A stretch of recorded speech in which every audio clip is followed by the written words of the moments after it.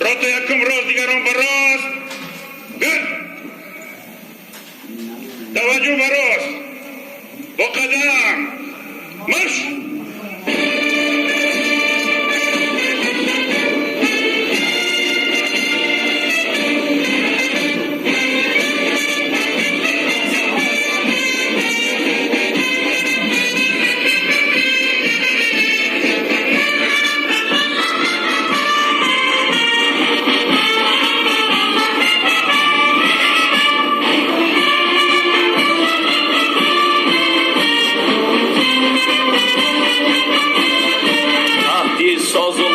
ارکستری حربی نفسی نخست به سوی منبر افتخاری نظامیان جوان و نورس یا خود شنوندگان لیسه حربی نزدیک می شود.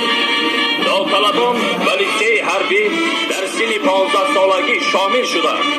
آنها بعد ختم این مؤسسه میانه تعلیمی حربی برای ادامه تحصیل و دانشکده حربی وزارت مدافعه و آموزشگاه‌های عالی حربی کشورهای با ما همپیمان فرستاده می‌شوند.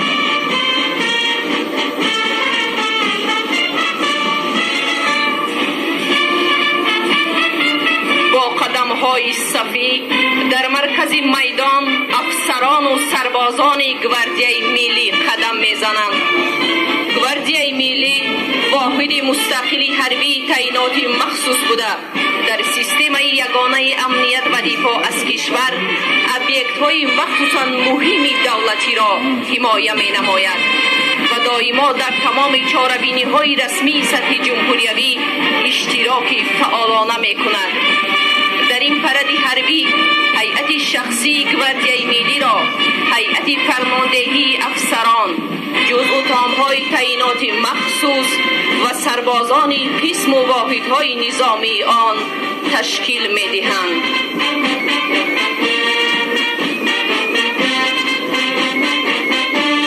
آرزویم، آرمانم، افتخارم ای وطن، آبرویم، شأن و شانم، اعتبارم ای وطن.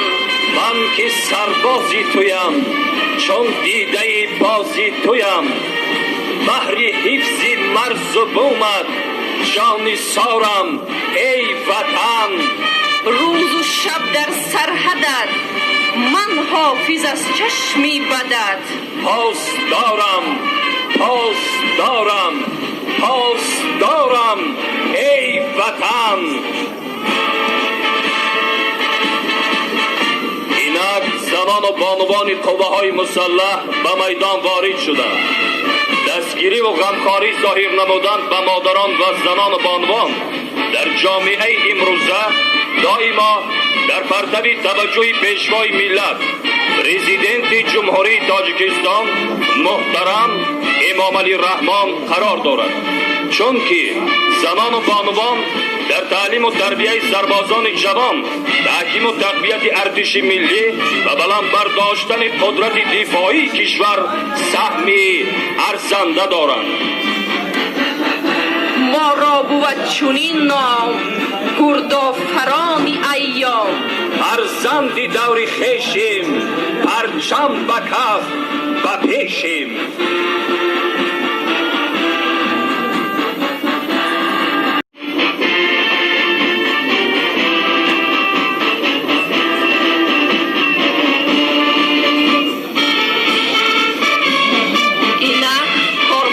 مقامات پروکراتور جمهوری تاجیکستان و میدان وارد شدند.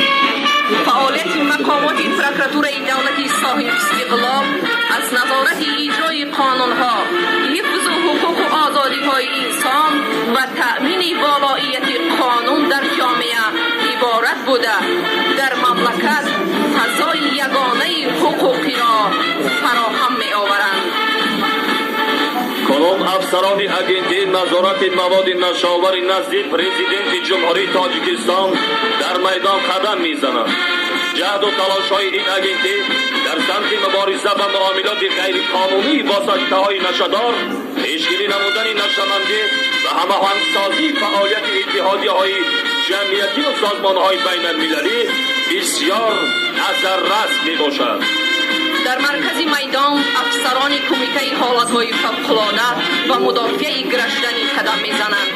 هیئت شخصی این کمیته بابت رسانیدن کمک عملی به اهالی آسیب دیده، رفع عاقبت‌های حالتهای فوق‌العاده و در سمت آگاه کنی از آفت‌های طبیعی و تکنوگنی در جمهوری سهم ارزنده دارند. در مرکز میدان افسران کمیته دولتی امنیت ملی و خدمتچیان حربی واحدی تعینات مخصوص ضد تروریستی الفای این نهاد قدرتی قدم میزنند.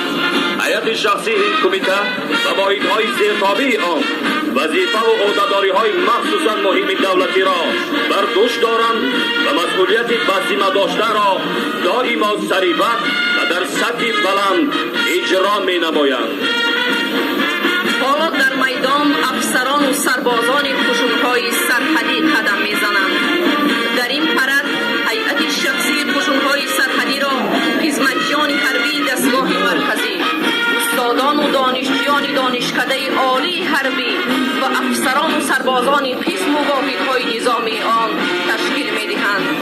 در دوران صاحب استقلالی کشور از جانب پیشوای ملت سرفرمانده عالی قوه‌های مسلح ژنرال ارتش امام علی رحمان و مسائل تحکیم و تقویت بخشیدن قدرت و توانایی خشونت‌های سرحدی توجه خاصه و غمخواری زیاد ظاهر کرده می شود.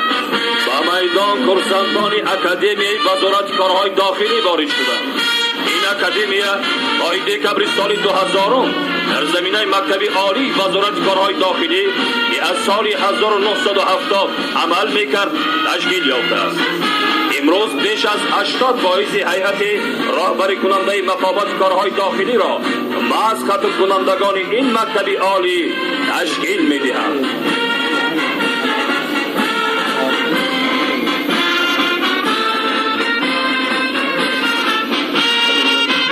در میدان خدمتچیان حربی خشونت‌های داخلی وزارت کارهای داخلی قدم میزنند.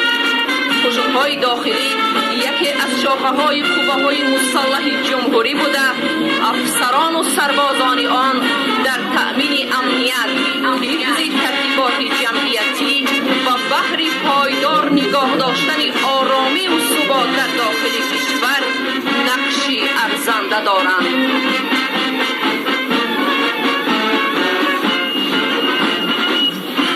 اینک با قدم‌های صد افسران و سربازان قوه‌های حربی هوایی و مدافع ضد هوایی قوه‌های مسلح به میدان وارد شدند.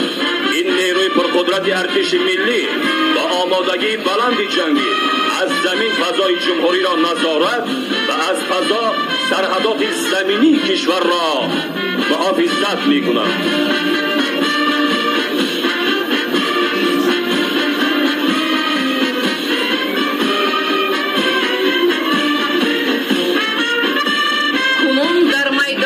افسران و سربازان قسم‌های نظامی تابع ستاد ژنرالی قوه‌های مسلح قدم می‌زنند. در این پرد هیئت شخصی آن را جزو تام‌های تعیینات مخصوص، پارک تأمیناتی و اداره کنی و دیگر واحدهای نظامی تشکیل می‌دهند. هیئت شخصی قسم‌های نظامی ستاد ژنرالی در برابر عهدهداری‌های جنگی همزمان وابسته به هدف و خصوصیت تعییناتشان وظیفه‌های نهایت مرکب و خطرناک و از دیگر جانب بسیار پرشرف را اجرا می‌نمایند.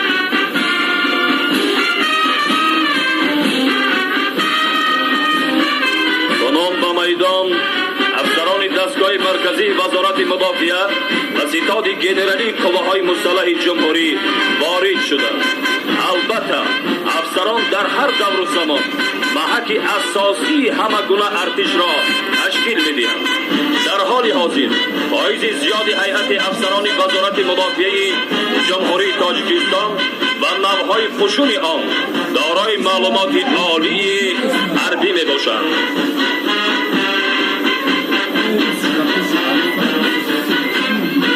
اینک افسران و استادان و دانشجویان دانشکده حربی وزارت مدافعه در مرکز میدان قدم میزنند و مسائل تعلیم و تربیت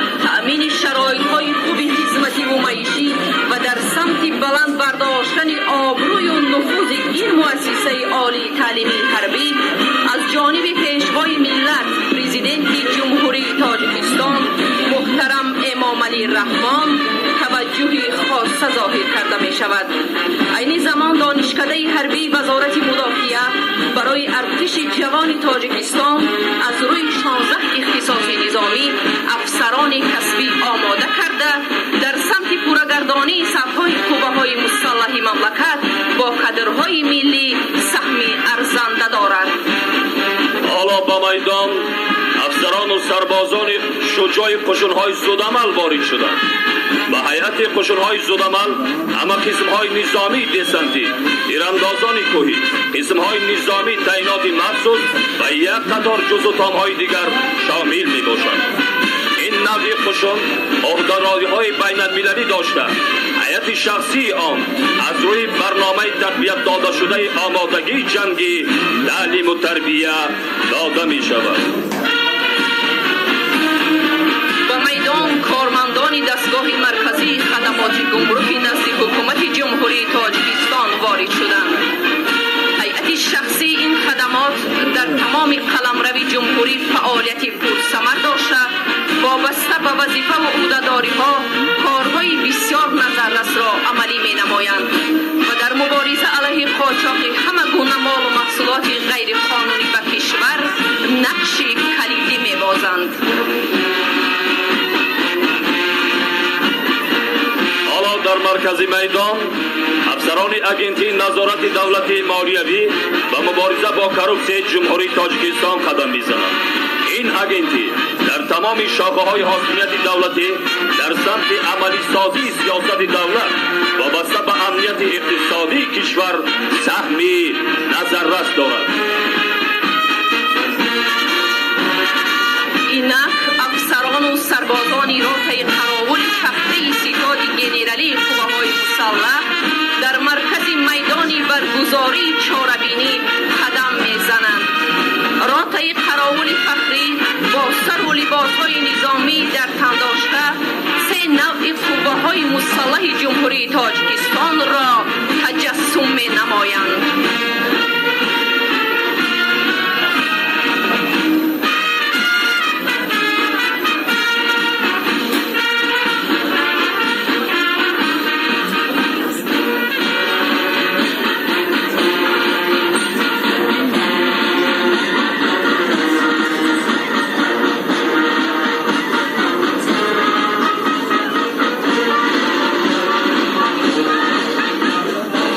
ارکستری حربی متحده عبارت از 200 نفرند.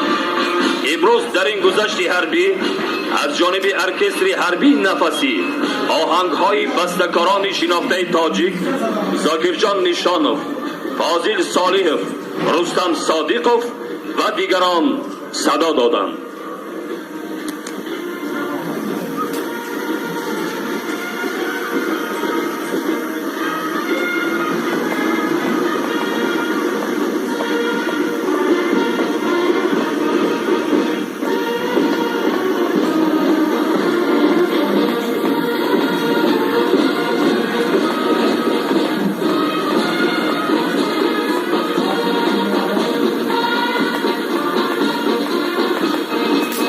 تاجیکستان آری من، ناموس من، ننگم تویی، سرنوشتی پاک در پیشان ای سنگم تویی.